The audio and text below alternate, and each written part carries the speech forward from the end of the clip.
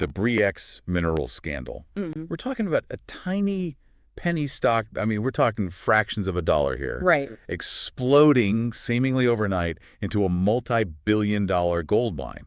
Well, a gold mine that turned out to be more like fool's gold. And you know what? The whole thing still has people scratching their heads all these years later. So we're going to dig deep, folks, unearth how this all happened, who the key players were, and what kind of impact this whole thing had on the mining industry. Because it did have a big impact. Oh, a huge impact. Get ready for some aha moments, because the story has it all. Greed, deceit, enough twists and turns to make your head spin. And I think what's really captivating about this case is how it exposed the soft underbelly of the whole system. Oh, absolutely. The need for tougher rules, regulations, and, a healthy dose of skepticism never hurts. Never hurts. Really drives home the point that even in a field as tangible, as mining appearances, they can be deceiving. So let's talk Bre-X. Let's do it. They started as this penny stock, right? Yeah. On the Alberta Stock Exchange, valued at a measly 30 cents a share. How did they go from that to becoming this global sensation? All right. So it all starts with this place called the Busang site in Indonesia.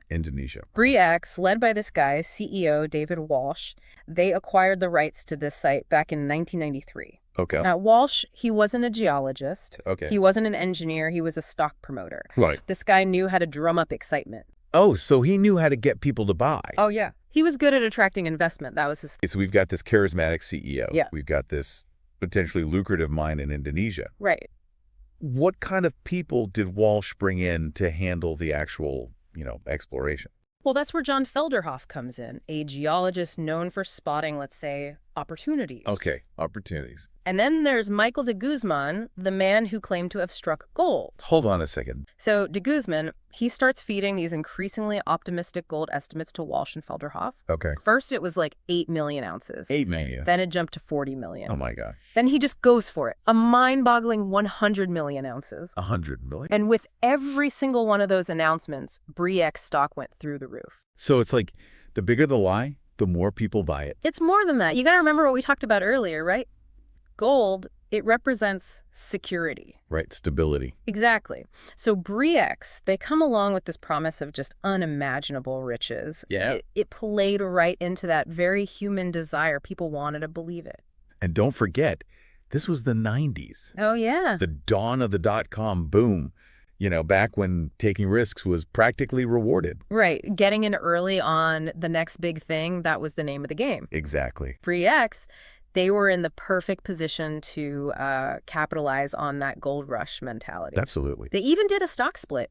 Made it easier for the average Joe to get in on the action. Oh, smart. Suddenly, everybody from Wall Street hotshots to, your next-door neighbor, they're throwing their money at Bre-X, hoping to strike it rich. But, amazingly, Bre-X managed to keep this whole charade going long enough to grab the attention of, one of the biggest fish in the mining pond, Freeport-McMoRan. Freeport. Now, those guys, they're the real deal. They weren't going to fall for some, salted sample. Exactly. Freeport, they had tons of experience in Indonesia and a reputation for, really dotting their I's and crossing their T's. Right. So they enter into this joint venture with Bre-X. Okay. The Indonesian government even gets a piece of the action. Wow. Okay. But before any serious money changes hands, Freeport, they lay down the law. They say, we're doing our own independent audit of Busang. I bet de Guzman wasn't too thrilled about that. Probably not. This is where the wheels start coming off, right? You could say that. Yep. So Freeport's team, they go in, they drill their own core samples, they send them off for analysis, and the results. Well, let's just say they weren't exactly the treasure trove Bre-X had been promising. So Freeport basically walks in and says, guys, there's no gold here. What have you been up to? In slightly more diplomatic terms, yeah. Ah. Freeport found what you might call insignificant amounts of gold, a far cry from the millions of ounces Bre-X was bragging about. Oh. And well, the news, it spread like wildfire. Bre-X stock, which had been, remember, trading at over $280 a share. Right, up in the stratosphere. Craters, down to pennies. They're delisted from the Toronto Stock Exchange, NASDAQ. Investors are left holding the bag. Worthless paper. But the aftermath of Bre-X, it's almost as unbelievable as the fraud itself. Really? Oh, yeah. There were lawsuits, investigations, you name it. But ultimately, no one went to jail. It was a wake-up call. Regulators, they realized the existing safeguards were like, flimsy pool noodles. Yeah. They needed something more like steel barriers. They had to step up to prevent this from happening again. Which leads us to National Instrument 43101. This is where Canada steps in to try to bring some order back to the Wild West of mining. Exactly. Introduced in 2001, NI 43101, it's become like the gold standard, pun intended, for mining disclosure. Basically, it established a much stricter set of rules for how companies report their findings, especially those all-important resource estimates. So no more just throwing out random inflated numbers to, send stock prices skyrocketing. Well, it's not quite that simple, but NI 43101, it was all about bringing in some much-needed transparency and accountability. It introduced this concept of a qualified person, a QP, Okay. an independent expert who basically triple-checks everything to make sure it's all on the up and up. So like an auditor for gold, making sure no one's, cooking the books. Good analogy. The QP reviews all the technical reports, verifies methodologies, makes sure that all the estimates are based on, solid evidence and not just wishful thinking or straight-up deception.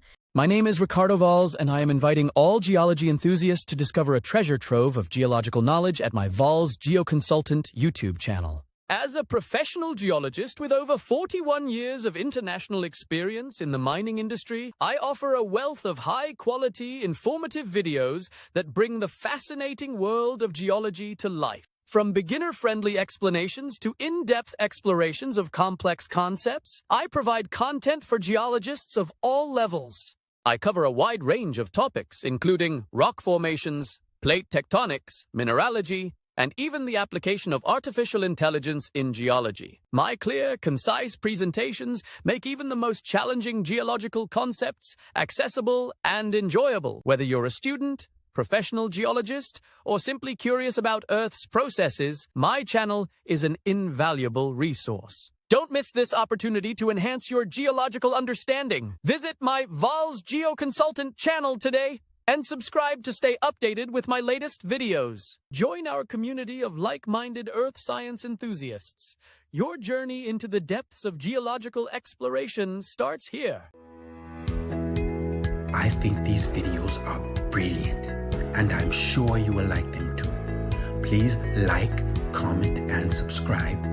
And don't forget to click the notification bell.